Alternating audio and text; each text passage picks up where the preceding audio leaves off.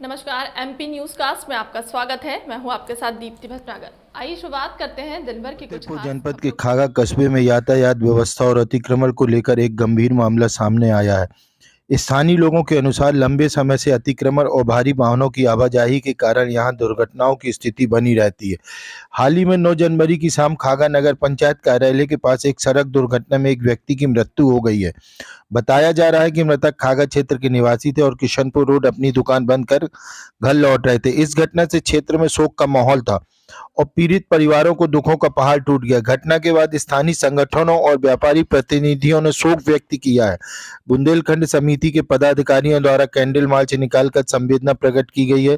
वहीं व्यापारियों संगठनों के प्रतिष्ठानों ने प्रशासन को ज्ञापन सौंपते हुए यातायात व्यवस्था सुधारने और पीड़ित परिवार को सहायता उपलब्ध कराने की मांग की है।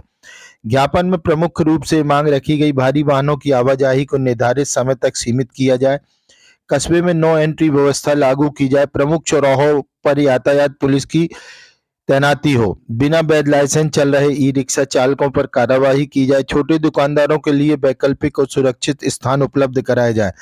व्यापारी संगठनों का कहना है कि यदि इन मांगों पर समय रहते उचित कार्रवाई नहीं की गई तो आगे आंदोलन का रास्ता अपनाया जा सकता है। फिलहाल प्रशासन की ओर से मामले को संज्ञान में लेने और आवश्यक कार्रवाई का आश्वासन दिया गया। आइए अब सुनते हैं इस पूरे मामले पर व्यापार मंडल के प्रतिनिधि और विधि विशेषज्ञ का क्या कहना है। आप देख रहे हैं MP news cast, Uttar Pradesh से रिपोर्ट संजय पटेल। वो सिंगल रूट थी, धीरे धीरे खत्म हो गई।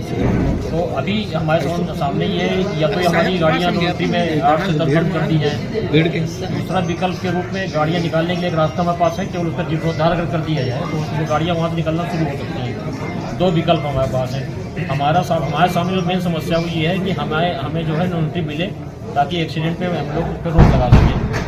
और उसका हल जो है वो एक हम लोगों ने निकाला कि वो एक रास्ता अगर चाहें तो वो तैयार हो जाएगा, उस पर गाड़ियाँ निकलना भी शुरू हो जाएंगी। साथ में साहब ये ट्रैफिक सिपाही यहाँ नहीं है, और ट्रैफिक सिपाही अगर लगा दिए जाए तो 4 पॉइंट हमने इसमें इंगित किए हैं जहाँ जहाँ लगाए जाएँ, तो अगर वो लग जाएंगे तो उस पर भी काफ़ी ट्रैफिक व्यवस्था जो है सुधरेगी।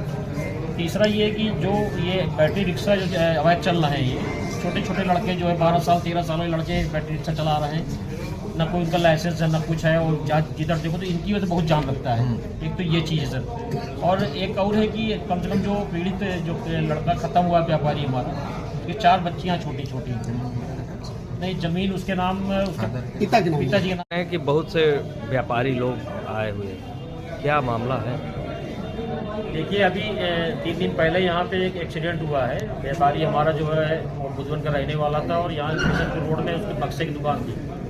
वो अपने घर जा रहा था, उसका नाम हुकुम सिंह है, और वो घर जा रहा था शाम को, और नहर के पटरी के किनारे वो वहाँ एक ट्रक वाले ने उसका एक्सीडेंट कर दिया और वहीं ऑन स्पॉट ख़त्म हो गया। तो ये घटना कोई पहली घटना नहीं है, इसके पूर्व में तमाम घटनाएं 1 साल के अंदर कम से कम 8 घटनाएं हो चुकी जो कस्बे के अंदर हुई हैं। और उन घटनाओं को जब घटनाएं होती हैं लोग संवेदना प्रकट करते हैं, मोमबत्ती जला देते हैं, प्रशासन पोस्टमार्टम करा के फुर्सत पा जाता है। तो हम लोग चाहते हैं कि इसका अंत होना चाहिए, और इसके अंत होने के लिए एक ही विकल्प है कि नो एंट्री लागू की जाए। नो एंट्री के लिए हम लोग यहाँ आज एजेंट साहब के पास आए थे कि नो एंट्री तत्काल लागू की जाए, और साथ में हमने पीड़ित परिवार की भी 4 बच्चियाँ हैं उसकी, और पीड़ित परिवार को सरकारी मुआवजा दिया जाए। और एजेंट साहब ने उसके लिए आश्वासन भी दिया उन्होंने कि हम सरकारी मुआवजा उसको जरूर दिलवाएंगे, आप उसकी जो ज़रूरत कागजात हैं उनको लेके आप हमारे पास आइए। तो एक तो ये कार्य के लिए हम लोगों ने जो है मांग की है। और यहाँ बैटरी रिक्शे जो चल रहे हैं, जो अवैध रूप से 12-12 साल के 13-13 साल लड़के जो है बैटरी रिक्शा चला रहे हैं, जिनके पास कोई जो है तरीका नहीं चलाने का, उनकी वजह से जाम बहुत लगता है, एक्सीडेंट भी बहुत होते हैं। जैसा कि ये जो एक्सीडेंट हुआ उसमें बैटरी रिक्शा वाले ने टक्कर मार दी उसको, तब जाकर वो ट्रक के नीचे चला गया। तो बैटरी रिक्शों पे रिक्शा जो चल रहे हैं उन पर रोक लगाई जाए, अवैध रिक्शे जो है ये जो चल रहे हैं इन पर रोक लगाई जाए।